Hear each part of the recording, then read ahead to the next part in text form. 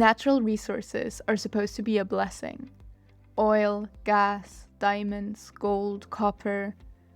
These are the things countries fight over, the things empires were built on. What can turn a small nation into a global powerhouse. At least, that's the theory. But in reality, the opposite is often true. Countries with the most natural resources frequently end up poorer, less democratic, and more unstable than countries with almost nothing at all. This paradox is known as the resource curse. And today, on Rebel Economics, we're going to break down why resource-rich countries stay poor. The resource curse is one of the most consistent patterns in the economics of development of nations. It describes the strange, counterintuitive reality that natural wealth often leads to economic stagnation, corruption, conflict, and long-term underdevelopment. And it's not just a handful of countries. It's a global pattern that stretches from Africa to Latin America, from the Middle East to Central Asia. Nigeria, Angola, Venezuela, Iraq, Equatorial Guinea, the Democratic Republic of Congo, all rich in resources, and all are struggling economically. Meanwhile, countries with almost no natural resources like Japan, South Korea, Singapore, or Switzerland have become some of the richest nations on Earth. So why does this happen? Why does natural wealth so often turn into economic poverty? The first mechanism is something economists call the Dutch disease. It began with the Netherlands in the 1960s, when the country discovered a massive natural gas field. At first, it seemed like a miracle. Money poured in, exports boomed, and the currency strengthened. But that strong currency made everything else the Netherlands produced more expensive on the global market. Manufacturing became uncompetitive. Agriculture declined. The gas boom ended up hollowing out the rest of the economy. And this pattern has repeated itself across the world. Saudi Arabia, a country highly dependent on oil, is trying to diversify away from oil with Vision 2030 because it understands that its oil dependence is unsustainable. And because the research sector dominates the economy, other industries never develop. This is the lack of diversification problem. Take Nigeria, for example. In the 1960s, Nigeria was a major agricultural exporter: cocoa, palm oil, groundnuts. But once oil money started flowing, the naira, or however it's properly pronounced, the Nigerian currency, appreciated, and agriculture collapsed. Today, oil makes up 90% of Nigeria's exports, but only 7% of its GDP. The country now imports food that it once grew itself. Angola is an even more extreme example. Oil accounts for 95% of exports, but employs less than 1% of the population. Looking at this, you might ask why it matters so much that the percentage of export is so high, but the percentage of GDP or local employment so low. Yes, oil brings in money, but it barely touches the domestic economy. Most Nigerians work in services and agriculture, while the oil sector employs almost no one. Much of the money that is made from oil goes to the government or foreign companies that secure drilling rights. Many resource-rich countries do not actually control their own resources. Foreign companies extract the wealth, export the profits, and leave little behind. In the Democratic Republic of Congo, Chinese companies control much of the cobalt sector. In Iraq, foreign oil companies take a large share of profits. In Guyana, ExxonMobil's contract gives the country one of the lowest revenue shares in the world. The country is rich on paper, but the wealth flows outward. When one sector dominates the economy, everything else withers, leading to what is known as the environmental trap. Resource extraction often destroys farmland, fisheries, water sources. The Niger Delta in Nigeria is one of the most polluted oil regions in the world. Mining in the Congo destroys forests and rivers. Nickel mining in Indonesia devastates ecosystems. Environmental damage becomes a negative externality that the population pays for, while elites capture the profits. At the same time, this destroys the environment, which can no longer support the country with alternative methods of income. Like in the example of Nigeria, which used to be rich in agriculture, oil has not only siphoned resources away, but has also destroyed the environment so that even if a new effort were made to restore the sector, it would be highly difficult to do so now. Apart from that, when the sector is volatile, like oil, the entire country becomes vulnerable. And that brings us to the second mechanism, volatility. Commodity prices tend to swing wildly. Oil has gone from $147 a barrel in 2008 to $30 in 2016 to negative prices in 2020. Yes, you heard right, negative prices. Producers were literally paying buyers to take oil off their hands because storage ran out, and at the same time, stopping production would be incredibly expensive. True, this was the first time that this ever happened, but still, when your entire economy depends on one product, these swings are catastrophic. Venezuela's collapse after 2014 wasn't random. It was triggered by falling oil prices. Equatorial Guinea went from one of the fastest growing economies in the world to one of the fastest shrinking ones when oil prices dropped. Iraq and Saudi Arabia face massive budget deficits whenever oil prices fall.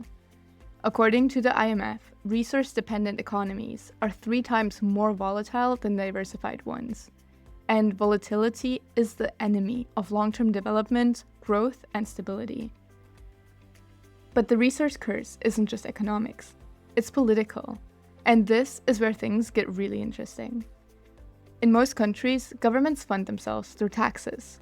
And when citizens pay taxes, they demand accountability, they demand transparency, they demand a more or less competent government. But in resource-rich countries, governments don't need taxes. They can fund themselves through oil or minerals. Economists call this rentier-state model. And it has profound consequences. If a government doesn't rely on taxpayers, it doesn't need to listen to them. It doesn't need to build strong institutions. It doesn't need to justify its spending. And it doesn't need to earn legitimacy. Instead, it can use resource money to buy loyalty, suppress opposition, and maintain power. This is why resource-rich countries are more likely to be authoritarian. According to the World Bank, countries where natural resources make up more than 25% of GDP are twice as likely to be autocratic. Oil-rich autocracies last twice as long as non-oil autocracies. Saudi Arabia funds its government almost entirely through oil rents. Equatorial Guinea has one of the highest GDPs per capita in Africa, but some of the worst human development indicators. Angola's ruling party, the People's Movement for the Liberation of Angola, has been in power since its independence in 1975 and has been the only legally existing party until 1991. All of this, of course, is financed by oil. When governments don't need citizens to elect them, citizens lose their leverage. And without leverage, institutions decay and corruption thrives. Resource wealth is concentrated, easy to steal, and easy to hide. It attracts domestic and foreign predators. Nigeria has lost an estimated $400 billion in oil revenue to corruption since the 1960s. In the Democratic Republic of Congo, billions of dollars in mineral wealth are siphoned off by elites and foreign companies. In Iraq, billions in oil revenue disappeared after 2003.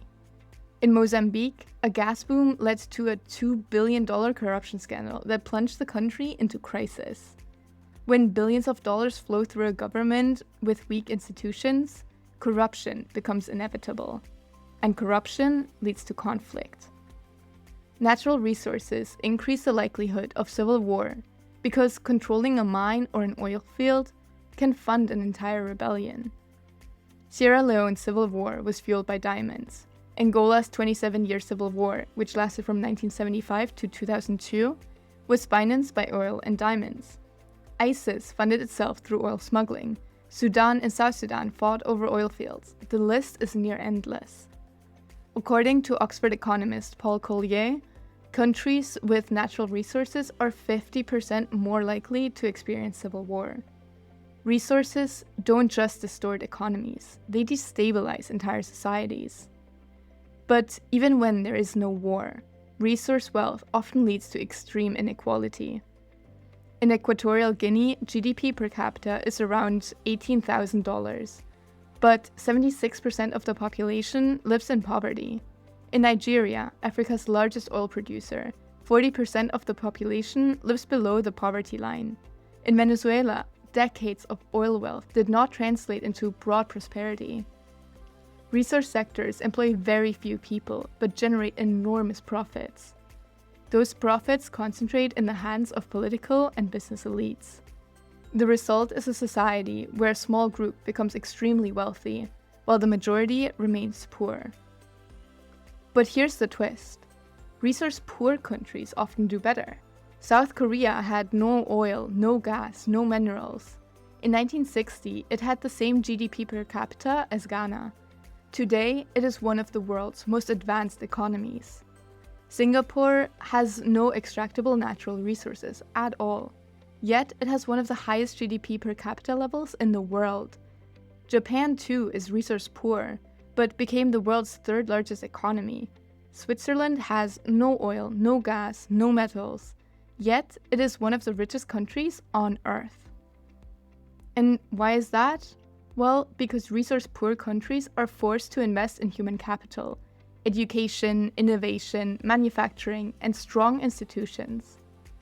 They cannot rely on easy money, so they build systems that create sustainable long-term growth. Resource-rich countries, on the other hand, often fall into the human capital trap. Oil and mining sectors employ very few people. In Angola, oil employs less than 1% of the population. In Nigeria, oil employs 0.01%. When the main source of national wealth doesn't require a skilled workforce, governments underinvest in education. Why build a world-class education system when the economy doesn't need one? The result is a population that is excluded from the main source of wealth and an economy that cannot transition into higher value industries. And when research-rich countries invest in infrastructure, it often doesn't help. Many build highways, airports, mega projects, and new capitals, but these projects rarely create long-term growth. Angola built ghost cities with oil money. Equatorial Guinea built a new capital city that remains mostly empty.